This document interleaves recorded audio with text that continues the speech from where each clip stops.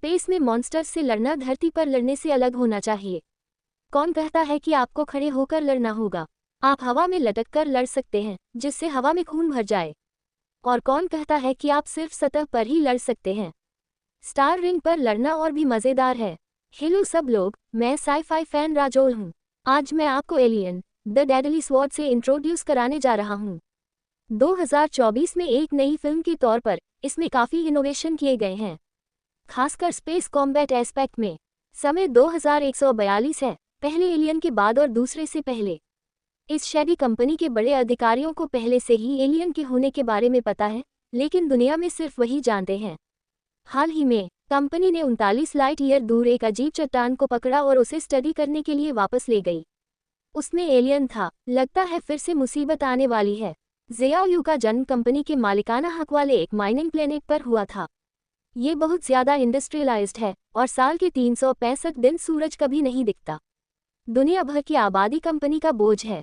उसके माता पिता माइनिंग से जुड़ी बीमारियों से मर गए, जिससे वह और उसका एक बेवकूफ़ भाई रह गए, असल में एक एंड्रॉयड। उसके पिता मरने से पहले बैंक के सिस्टम में कोड लिखा गया था, जिससे ये पक्का हो सके कि ज़ियाओयू के फ़ायदे हमेशा सबसे ऊपर रहें। लेकिन उसका आय लिमिटेड था, जो अक्सर बेवकूफ़ और कंफ्यूज दिखता था। इसलिए मैं उसे बेवकूफ़ भाई कहता हूँ। आज वे दोनों अपनी मौजूदगी को प्रोसेस करने के लिए वहाँ थे। ज़ियाओयू ने देश छोड़ने के लिए कंपनी के साथ 12,000 घंटे काम करने का कॉन्ट्रैक्ट साइन किया, जो काफ़ी था।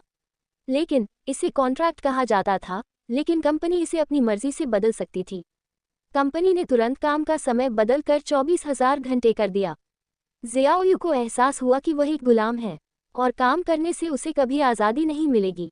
फिर उसके दोस्तों ने उसे बुलाया और कहा कि एक स्मगलिंग प्लान है। पास में एक खेती वाला ग्रह था जहां मौसम हल्का था, जहां लोग सूरज भी देख सकते थे। कंपनी को इस बात की चिंता नहीं थी कि लोग वहां स्मगलिंग करके जाएंगे, क्योंकि नॉर्मल ट्रैवल में 9 साल लगते और हाइबरनेशन इक्विपमेंट की ज़रूरत होती, जो बहुत कंट्रोल में था और आम लोगों के लिए अवेलेबल नहीं था। इस ग्रुप के लीडर का नाम टेलर था, जिसका काम कार्गो शिप उड़ाना था। कल काम करते समय उसे प्लेनेट के ऊपर आसमान में कंपनी का एक स्पेसशिप मिला। स्पेस स्टेशन बहुत बड़ा और छोड़ा हुआ हाइबरनेशन पॉड से भरा था। इन पॉड्स को चुराकर वे खुद को एक खेती वाले प्लेनेट पर स्मगल कर सकते थे। किस्मत से सिली ब्रदर कंपनी का एक बायो इंजीनियर इंसान था, जो स्पेस स्टेशन के सिस्टम से कनेक्ट होकर अलग अलग दरवाजे खोल सकता था। ज़ियाओयू ने एक पल सोचा और सिली ब्रदर को अपने साथ लाने का फैसला किया। उनका छोटा कार्गो शिप स्पेस में ऊपर चला गया। सुनहरी रोशनी की एक किरण कॉकपिट की खिड़की से अंदर आ रही थी। ज़ियाओयू ने पहली बार सूरज देखा था। कुछ सेकंड बाद एक काली परछाई ने सूरज को ढक लिया। ये छोड़ा हुआ स्पेस स्टेशन था। वह प्लेनेट के रिंग रोड की ओर बह रहा था, जिसका 36 घंटे में क्रैश होना तय था। लेकिन कोई बात नहीं, स्पेस स्टेशन तक जल्दी पहुंचने में सिर्फ 30 मिनट लगेंगे। उन्होंने अपना कार्गो शिप स्पेस स्टेशन से डॉक किया और पहले दरवाजे पर पहुंचे। बेवकूफ भाई ने अपनी उंगली दरवाजे से जोड़ दी और उसे सक्सेसफुली खोल दिया। आखिर इतना मुश्किल भी नहीं था। स्पेस स्टेशन में पतली ऑक्सीजन थी, जिसके लिए मास्क की ज़रूरत थी, और आर्टिफिशियल ग्रेविटी समय समय पर बंद हो जाती थी, जिससे लोग तैरने लगते थे। बेवकूफ भाई ने कनेक्शन सिस्टम का इस्तेमाल करके आर्टिफिशियल ग्रेविटी बनाई, जिससे ऑक्सीजन निकली, जिससे माहौल बहुत बेहतर हो गया। चलो देखते हैं क्या हुआ। यहाँ के हाइबरनेशन पॉड्स सभी इस्तेमाल करने लायक हैं, लेकिन क्रायोजेनिक रॉ मटेरियल सिर्फ 3.2 साल के लिए काफ़ी है, जो 9 साल के टारगेट से बहुत दूर है। दूर एक कोल्ड स्टोरेज फैसिलिटी है, वहाँ और भी फ्रोजन रॉ मटेरियल होने चाहिए। हम हमेशा की तरह अलग हो गए।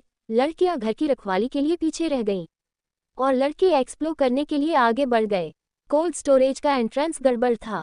डेक पर एक बिना तल वाला गड्ढा था और ऐसा लग रहा था कि किसी चीज़ ने कई लेयर्स को खराब कर दिया है।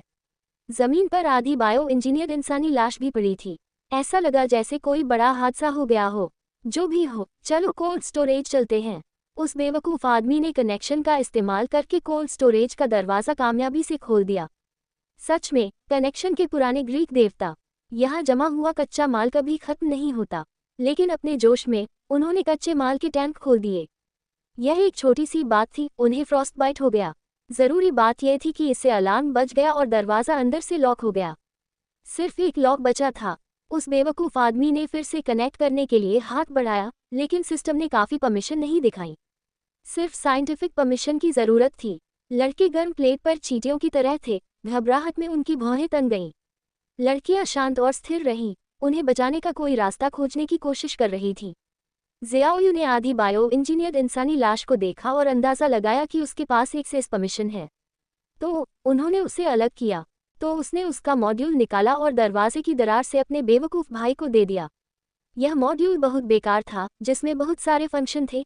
ये परमिशन बदल सकता था, कोड दोबारा लिख सकता था, मोबिलिटी बेहतर कर सकता था, आई को बेहतर बना सकता था, असल में मेमोरी को छोड़कर सब कुछ। मॉड्यूल बदलने के बाद उसके बेवकूफ़ भाई को इसे थोड़ी देर के लिए रीस्टार्ट करने की ज़रूरत थी। तभी खतरा आया। कोल्ड स्टोरेज में एक मशीन पर स्पेसिमेन कंप्लीट प्रिंटिंग पोस्ट देखा। ऐसा लग रहा था कि जो स्पेसिमेन वह प्रिंट कर रहा था वह कंपार्टमेंट में मौजूद जीव थे, चेहरा फोड़ने वाले कीड़े। जैसे ही कोल्ड स्टोरेज कंट्रोल से बाहर हुआ, ये चेहरा फोड़ने वाले कीड़े पिघलकर जाग गए और हर जगह रिसने लगे।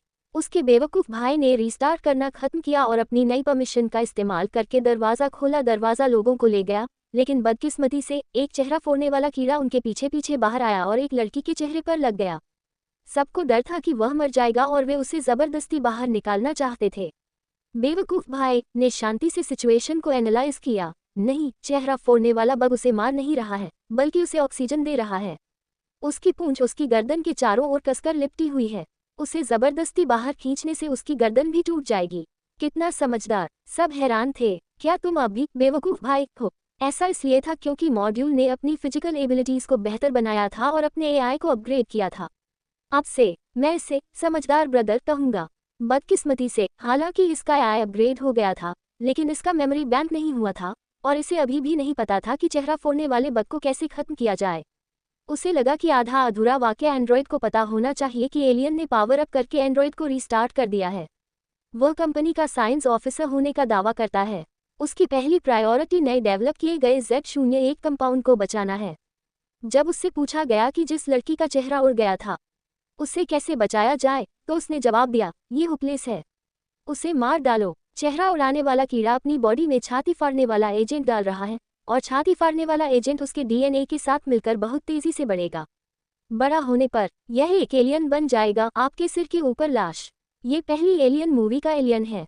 इसने 6 क्रू मेंबर्स को मार डाला था और रिप्ले ने इसे स्पेस में फेंक दिया था। इसका कोई अता पता नहीं है।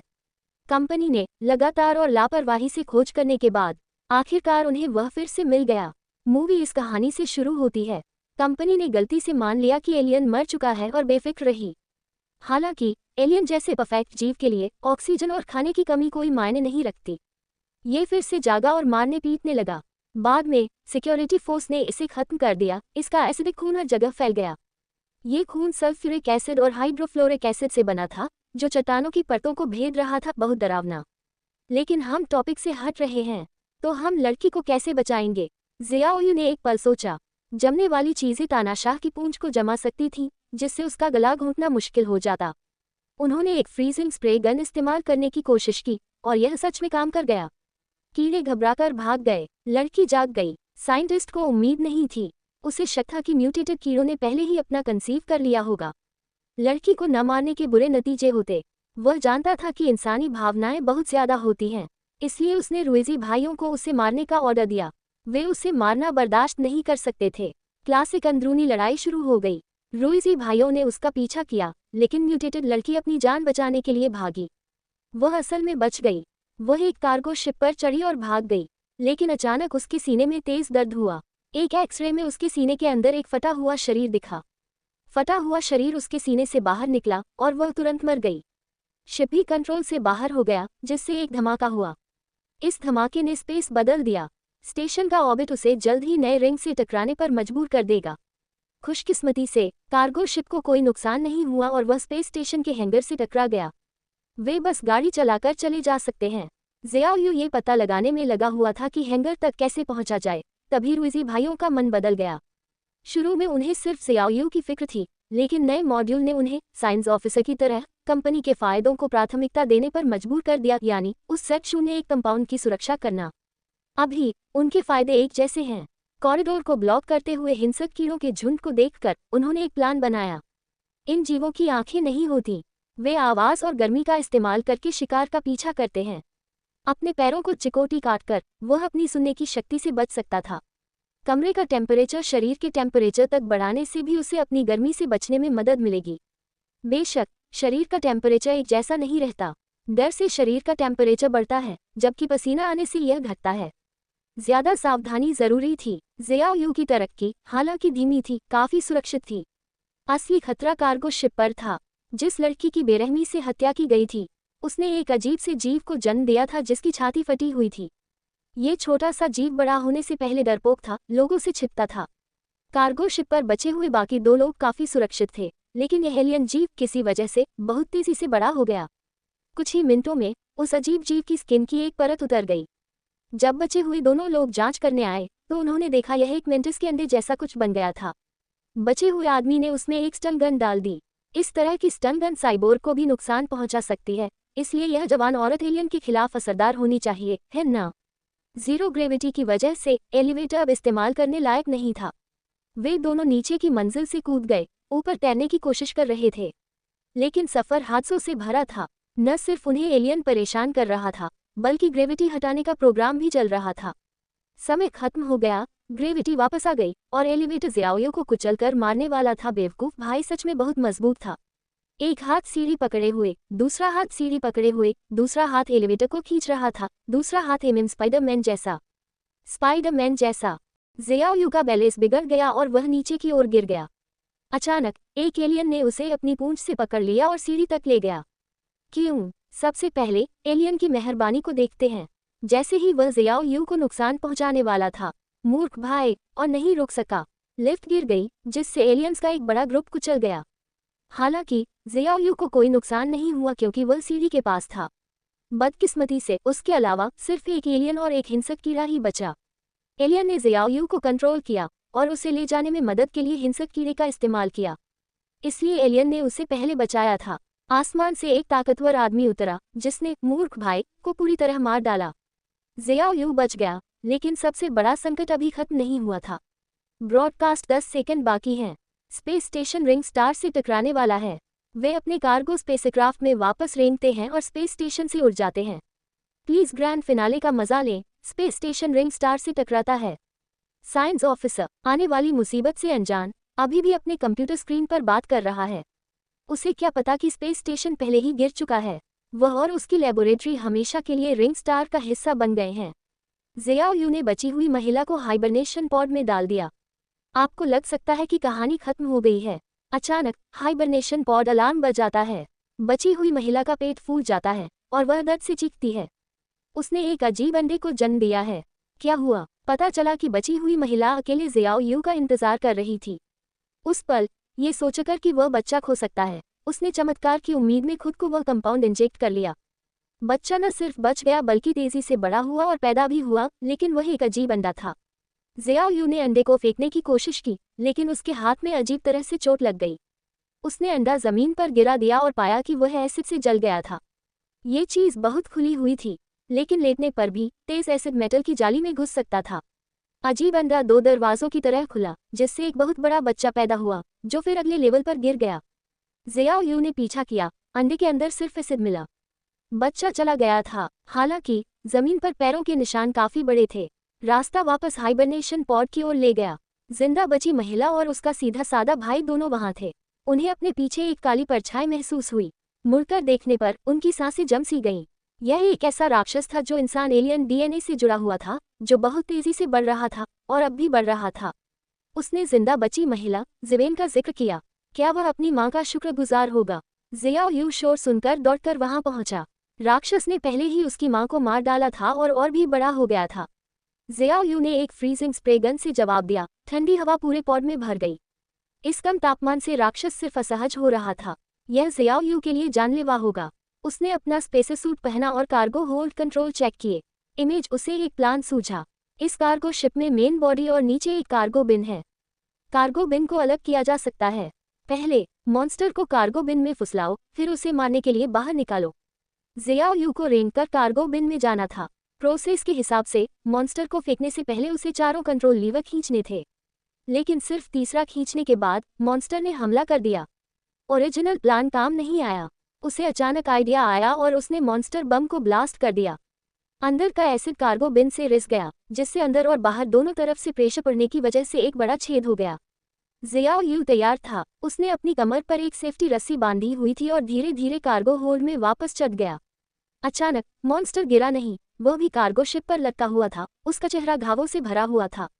घायल, लेकिन फिर भी हमला कर सकता था। जियाओ यू ने ऊपर देखा और पाया कि उसकी सेफ्टी रस्सी चौथे कंट्रोल लीवर से जुड़ी हुई थी। उसने चौथा कंट्रोल लीवर खींचने के लिए एक चालाकी वाली ट्रिक अपनाए और कार्गो बॉक्स अचानक नीचे आ गया। मॉन्स्टर आखिरकार मर गया। जहां तक जियाओ यू की बात है, उसकी सेफ्टी रस्सी कार्गो शिप से जुड़ी हुई थी। वापस चढ़ने का मतलब था जीत। क्या जबरदस्त लड़ाई थी। बेवकूफ भाई की लड़ने की ताकत का अंदाजा नहीं लगाया जा सकता था और आखिरी लड़ाई में उसे बहुत नुकसान हुआ था। जियाओ यू ने उसे मेंटेनेंस के लिए हाइबरनेशन पॉड में डाल दिया और उसके पीछे पीछे अंदर चला गया। नियमों के मुताबिक सभी सदस्यों को हाइबरनेशन से पहले एक वॉइस लॉग रिकॉर्ड करना होगा। उसकी आवाज़ यूनिवर्स में लगातार गूंजती रही, जो रिप्ले की किस्मत की याद दिलाती थी। उम्मीद है किस्मत उस पर मेहरबान होगी। क्या वह थोड़ा और नर्म हो सकता है? फिल्म यही खत्म होती है। पुराने एलियन फैंस के लिए द शिपवरेक्ट एक बहुत ही संतोषजनक फिल्म है। ये स्पेस कॉम्बैट में नयापन लाते हुए क्लासिक एलियन फील से भरपूर है और यह प्रीक्वल की कहानी को जारी रखती है। इसका सबसे साफ उदाहरण कंपाउंड Z01 है, जिसे साइंस ऑफिसर प्रोमेथियस की आग कहता है। इसे प्रीक्वल के रहस्यमयी काले लिक्विड का बेहतर वर्जन माना जा सकता है। जब मैं प्रीक्वल सीरीज को दोबारा देखूंगा तो इसके बारे में डिटेल में बताऊंगा। और आखिर में एक और बात, आखिर में वो डरावना इंसान जैसा एलियन वो इंसान नहीं है, वो स्पेशल इफेक्ट्स नहीं था। वो असल में फिल्माया गया था। वो सूट पहने एक असली इंसान था। एक्टर का नाम रॉबर्टो बुब्रोडिस्की है। वो 2000 में पैदा हुआ एक रोमानियन प्लेयर है। उसकी हाइट 2.31 मीटर है। 2023 की न्यूज़ के मुताबिक वो दुनिया का सबसे लंबा बास्केटबॉल प्लेयर था। लेकिन ये कहना मुश्किल है कि भविष्य में क्या होगा। ऐसा नहीं है कि उसकी हाइट कम हो जाएगी, लेकिन लंबे समय की ट्रेनिंग के बाद उसने पाया कि उसका बॉडी कोऑर्डिनेशन खास अच्छा नहीं था। शायद वो बास्केटबॉल खेलने के बजाय एक्टिंग के लिए ज़्यादा सही रहेगा। बस एक बात ठीक है, आज के प्रोग्राम के लिए बस इतना ही। गुल्लू एक्सप्लेनर को सब्सक्राइब कर लीजिए। धन्यवाद, अगली बार मिलते हैं।